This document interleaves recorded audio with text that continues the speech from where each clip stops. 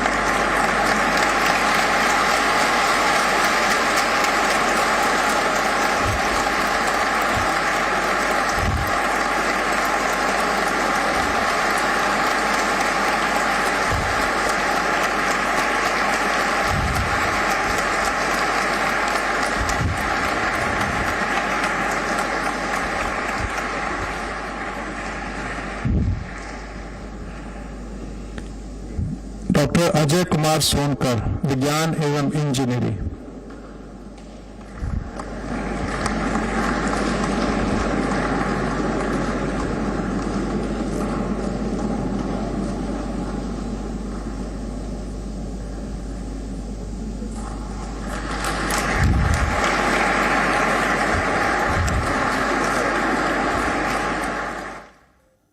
तो भारत का लोकतंत्र कितना खूबसूरत है, ये आज स्वामी शिवानंद ने दिखाया।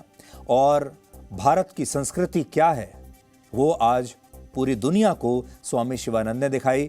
और ये उन्होंने ये भी बताया कि जो जीवन शैली उन्होंने अपनाई है, आज 126 वर्ष की उम्र में भी वो कितने फिट हैं, ये भी आज उन्होंने पूरी दुनिया को दिखा दिया। इसलिए उन्हें देखकर आज हर भारतीय को गर्वान्वित महसूस होना चाहिए, चाहे आपकी विचारधारा कुछ भी हो।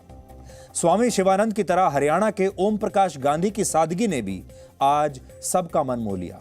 ओम प्रकाश गांधी दिखने में जितने साधारण हैं, उनकी उपलब्धियां उतनी ही असाधारण हैं। वो पिछले 3 दशकों से महिलाओं की शिक्षा के लिए काम कर रहे हैं और कई स्कूलों और गुरुकुल की स्थापना कर चुके हैं। हालांकि ये भी विडंबना है कि हमारे देश के बहुत सारे लोग पाकिस्तान की सामाजिक कार्यकर्ता मलाला यूसुफजई को तो जानते हैं, जो शिक्षा से वंचित महिलाओं के लिए काम करती हैं, लेकिन वो ओम प्रकाश गांधी को नहीं जानते, जिन्होंने अपने जीवन के कई वर्ष महिलाओं की शिक्षा को समर्पित कर दिए। आज जब उन्हें पद्मश्री से सम्मानित किया गया तो पूरा हॉल तालियों के शोर से गूंज रहा था। आप भी देखिए।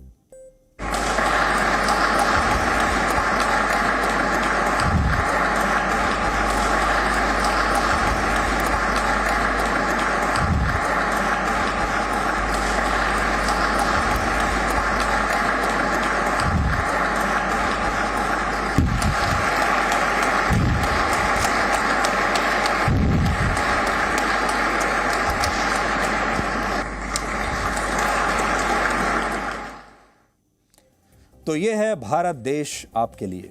और इन्हें आप इसलिए नहीं जानते क्योंकि ये टीवी पर नहीं आते, इन्हें आप इसलिए नहीं जानते क्योंकि ये सेलिब्रिटीज़ नहीं हैं, इन्हें आप इसलिए नहीं जानते कि इन्होंने अपने लिए बड़े बड़े पीआर कंपनियों को नहीं रखा हुआ जो इनके रोज़ अखबारों में और टीवी चैनल्स में इंटरव्यू करा सकें, इनकी तस्वीरें छपवा सकें। इसीलिए आप मलाला यूसुफजई को तो जानते हैं, लेकिन हमारे देश के इन नायकों को नहीं जानते। और ये फिल्म स्टार्स नहीं हैं, ये क्रिकेट के बड़े बड़े खिलाड़ी नहीं हैं। आपको एक उदाहरण देते हैं जिससे आपको पता चलेगा कि भारत में कितना बदलाव आया है। उदाहरण के लिए वर्ष 1955 से 2016 के बीच कुल 4,284 लोगों को पद्म विभूषण, पद्म भूषण और पद्मश्री मिला। लेकिन हैरानी की बात देखिए कि इन 4,000 में से 793 लोग ऐसे थे जो दिल्ली में रहते थे, राजनीतिक रसूख वाले परिवारों के करीबी हुआ करते थे।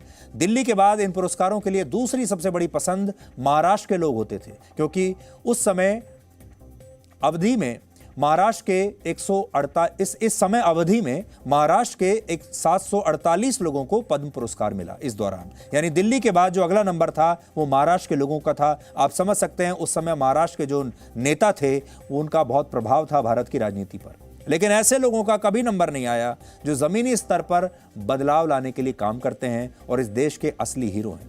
आज जिन लोगों को पद्म पुरस्कारों से सम्मानित किया गया था वो सभी देश के असली नायक हैं। और अगर हम इन सभी के बारे में आपको बताएंगे तो हमारा ये शो बहुत छोटा पड़ जाएगा।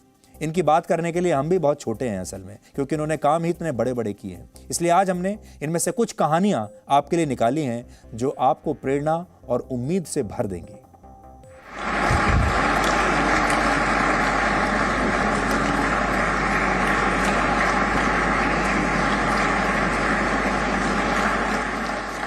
एक साधारण सा दिखने वाला मनुष्य जब देश के राष्ट्रपति भवन में पूरे राष्ट्र के सामने तालियों की गड़गड़ाहट से सम्मान पाता है तो उसके असाधारण होने का पता चलता है।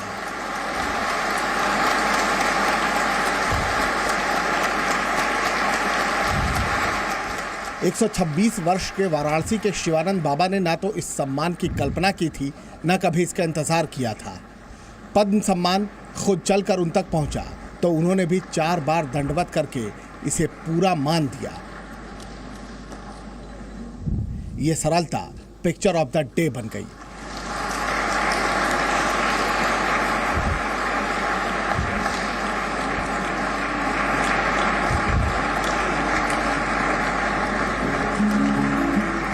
स्वामी शिवानंद को भारतीय जीवन पद्धति और योग के क्षेत्र में विशिष्ट योगदान के लिए पद्मश्री से सम्मानित किया गया। बिना दवा के संतुलित जीवन जीकर भी कैसे निरोगी रहा जा सकता है, आप शिवानंद बाबा को इस विधा का ब्रांड एम्बेसडर भी कह सकते हैं। 8 अगस्त 1896 को जन्मे शिवानंद बाबा के लिए योग ही धर्म है और धर्म ही योग। उनकी दिनचर्या सुबह 3 बजे से शुरू हो जाती है।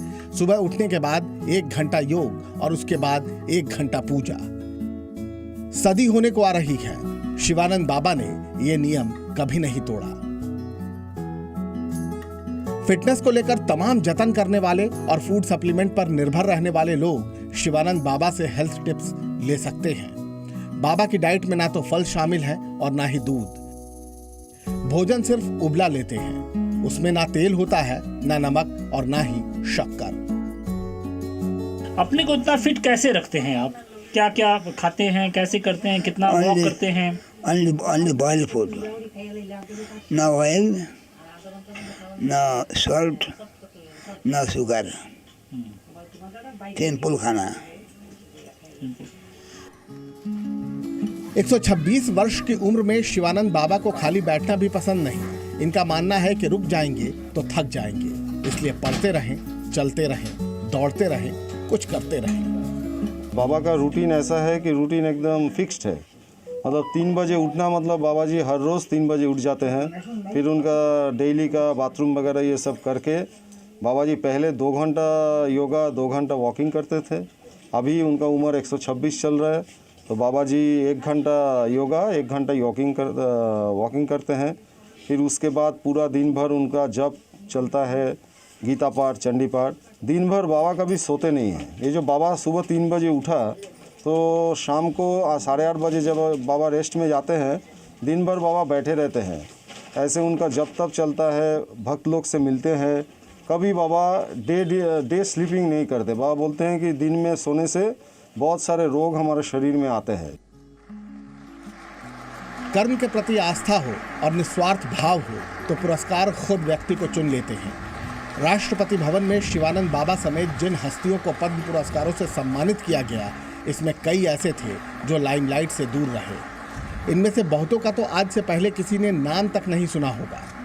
इन्हीं में से एक हैं हरियाणा के प्रोफेसर ओम प्रकाश गांधी।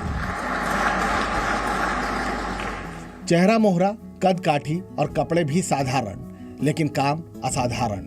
80 वर्ष के ओम प्रकाश गांधी का जीवन 38 वर्षों से सिर्फ बेटियों और महिलाओं की शिक्षा को समर्पित है।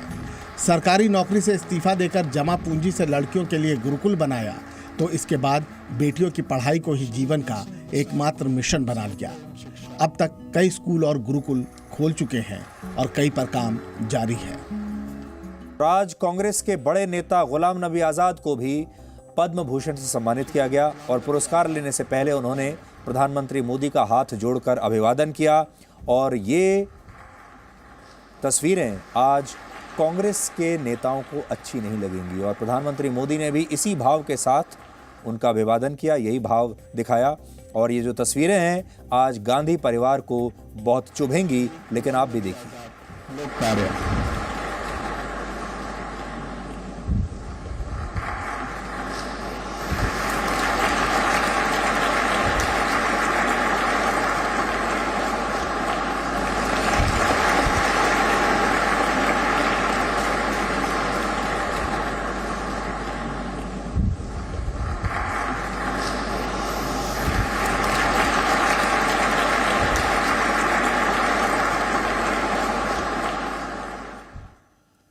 कांग्रेस के बहुत सारे नेता चाहते थे कि गुलाम नबी आजाद इस पुरस्कार को स्वीकार न करें। भारत के पहले chief of defence staff general Bipin Rawat को भी मरणोपरांत आज पद्म विभूषण से सम्मानित किया गया है और राष्ट्रपति ने यह पुरस्कार उनकी दोनों बेटियों को दिया। सिविल सेवा उनकी पुत्रियां श्रीमती कृतिका रावत और सुश्री तारिणी रावत।